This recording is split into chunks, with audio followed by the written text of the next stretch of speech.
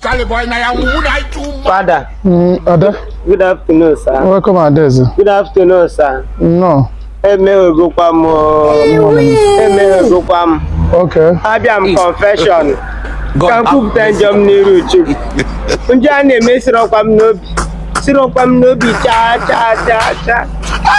a confess kịta ọ na-ewute m. Ọ na-ewute m. Oh, my husband. Since Nlurut, I'm not enjoying my marriage. I'm not enjoying my marriage. God, why? Why do you involve me in this kind of relationship? Why do you involve my husband at their last? I swear. Yes, oh baby. 5 minutes. He got me. And don't back. I'm gonna put kunyim the 10. No kata kwampo na mero no from nwoke tozure tozi bu nwoke ndi na last 7 hours 10 hours. Akpọrọ m eje mebe m date. Okay. Mama bụ m no panja. Nice. No mama kwa last Sunday ka m bịara m aka I have committed a sin. I don't want to go to hellfire. I beg forgive me, Father. Okay. Oh, Ada. Anugo m ikwu mana njọ gị gbagotekwa. Jesus. I kwuru na marriage for better for worse. E kwesịrị na amajeji ama opere mpe ma obiri ma kukumba. I manage ya.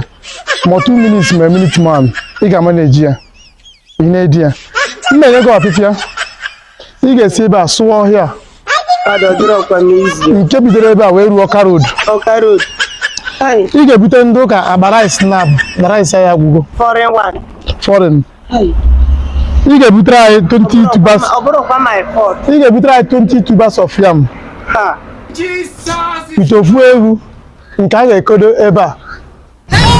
Ọkụkọ broiler ga-adị ụtọ. Ndị agbachara agba. Iwetazie ya ebiazie ka ntọ. Kezi ọdọ nwaanyị nkwara iko. Ha! Iko dịkwa onye nke a na-abụrụ. Ọ ka m si wee jen. Nne ma na-ekwuficha ọnụ efu. Onye nwe agbaghara